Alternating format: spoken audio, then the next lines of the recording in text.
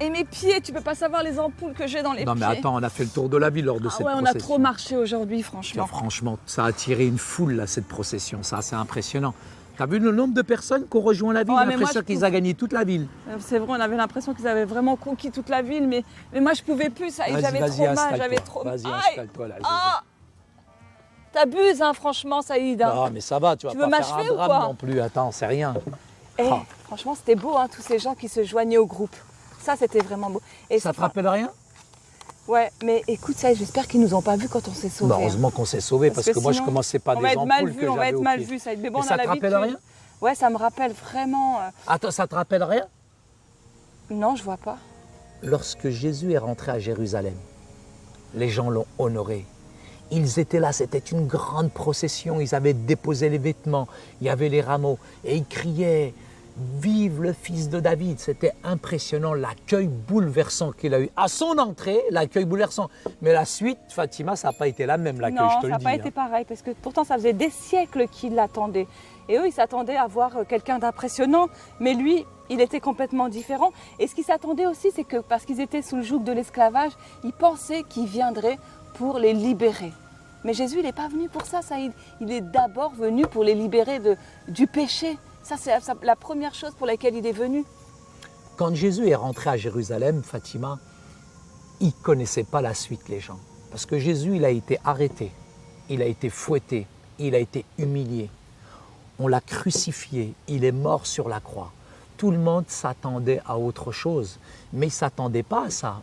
Eux, ils s'attendaient à quelque chose de glorieux, qui allait véritablement changer, bouleverser les choses. Mais là, finalement, c'est une triste fin ou une fin triste, mais qui n'en est pas une, parce qu'au contraire, c'était une victoire. Tu sais, Saïd, finalement, ils étaient aussi égoïstes parce qu'ils attendaient que Jésus vienne les affranchir des méchants parce qu'ils étaient esclaves et ils pensaient à leur propre ventre finalement. Ils se disaient « Oh, ce roi qui va venir, il va nous libérer de l'esclavage. » Mais ce n'était pas son rôle principal, Saïd. C'était... Eh bien, ils n'ont pas espéré, je dirais, les résultats comme il fallait, quoi. Eux pensaient à quelque chose d'extraordinaire, mais finalement c'est tout l'inverse. Alors il y a Romains chapitre 6, versets 5 à 7 qui nous dit et qui nous explique « En effet, si nous sommes devenus une même plante avec lui, par la conformité à sa mort, nous le serons aussi par la conformité à sa résurrection. Sachant que notre vieil homme a été crucifié avec lui afin que le corps du péché fût détruit, pour que nous ne soyons plus esclaves du péché, car celui qui est mort est libre du péché. » Finalement, Jésus, il est venu pour nous libérer de l'oppression. Et du péché surtout. Et ouais, de l'oppression, tu as raison. Et finalement, il est venu pour nous accorder une nouvelle vie, Saïd. Il est venu pour nous libérer de l'esclavage du péché. Et non pas de l'esclavage humain, mais de l'esclavage spirituel. Et ça nous donne vraiment cette possibilité d'avoir cette relation personnelle avec Dieu. Et ça, c'est bon, Saïd. Le plus important, Fatima, c'est de réaliser que Jésus nous a libérés. Et dans cette libération-là, nous recevons quelque chose qui est essentiel, c'est la vie éternelle. Parce que nous étions séparés de Dieu à cause de nos fautes, à cause de nos péchés.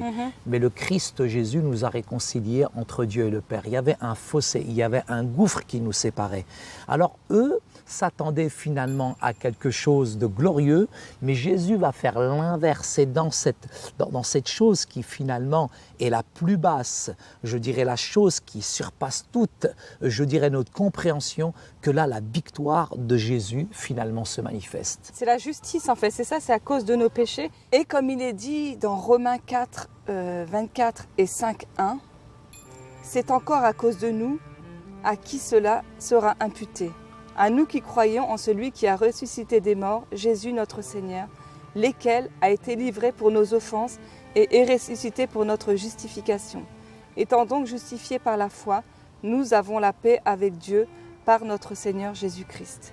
Et c'est important, ça y est, de croire que Jésus, il est mort à la croix, qu'il a donné sa vie pour nous, qu'il est revenu à la vie et qu'il nous a donné la vie au travers de son sacrifice à la croix.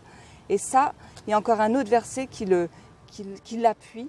Or, si l'on prêche que Christ est ressuscité des morts, comment quelques-uns parmi vous disent-ils qu'il n'y a point de résurrection des morts? S'il n'y a point de résurrection des morts, Christ non plus n'est pas ressuscité. Et si Christ n'est pas ressuscité, notre prédication est donc vaine, et votre foi aussi est vaine. Il se trouve même que nous sommes de faux témoins à l'égard de Dieu. puisque nous avons témoigné contre Dieu qu'il a ressuscité Christ, tandis qu'il ne l'aurait pas ressuscité si les morts ne ressuscitent point. Car si les morts ne ressuscitent point, Christ non plus n'est pas ressuscité. Et si Christ n'est pas ressuscité, votre foi est vaine. Vous êtes encore dans vos péchés. Et par conséquent aussi, ceux qui sont morts en Christ sont perdus. Si c'est dans cette vie seulement que nous espérons en Christ, nous sommes les plus malheureux de tous les hommes. Mais maintenant, Christ est ressuscité des morts. Il est le prémisse de ceux qui sont morts. Car puisque la mort est venue par un homme, c'est aussi par un homme qu'est venue la résurrection des morts. Et comme tous meurent en Adam, de même aussi tous revivront en Christ. Toutes ces personnes qui déambulaient, qui étaient là, qui manifestaient finalement leur joie, la grande déception qu'ils vont avoir quand ils vont voir le Christ sur la croix. C'est quand même assez bouleversant, c'est vraiment bouleversant. Mais ce qu'on réalise en fait dans cette défaite, dans cette soi-disant défaite, c'est tout ce qui est glorieux. C'est que Jésus nous a véritablement libérés, a libéré l'humanité des conséquences du péché. Et ce péché originel en Adam, il y a eu un deuxième Adam, et ce deuxième Adam, ça a été Jésus-Christ sur la croix, qui a été crucifié. Finalement, c'est un héros. C'est le plus grand des héros. Ouais. C'est celui qui a véritablement libéré l'humanité.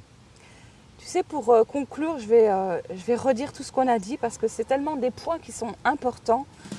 On a dit que pendant plusieurs siècles, les Israélites attendaient l'arrivée du Messie. Ils s'attendaient à un roi conquérant. Ils voulaient un chef qui pourrait apporter la paix dans leur pays. Jésus a répondu à ces attentes, mais pas comme ils l'avaient imaginé. On a dit aussi que dans sa mort et dans sa résurrection, Jésus a conquis le plus grand ennemi de son peuple, le péché. Le péché. Et enfin, tu l'as dit, depuis Adam, l'humanité est séparée de Dieu et lui est hostile. La mort de Jésus et sa résurrection ont satisfait la justice de Dieu et nous ont ainsi réconciliés avec Dieu, apportant la paix entre nous. Je ne sais pas à quoi vous vous attendiez. Peut-être au XXIe siècle, on attend peut-être encore quelqu'un de conquérant, quelqu'un qui va libérer cette planète. Mais il est venu il y a 2000 ans, le Christ. Il est rentré à Jérusalem, mais de la manière qu'il est rentré, il n'en est pas sorti de la même manière. Mais quand il en est sorti glorieux et ressuscité. Et c'est à vous que j'adresse ce message aujourd'hui, à vous, auditeurs de l'essentiel du disciple. Croyez dans la résurrection de Jésus, parce que là, il vous a donné la meilleure des options, la vie éternelle. Que Dieu vous bénisse.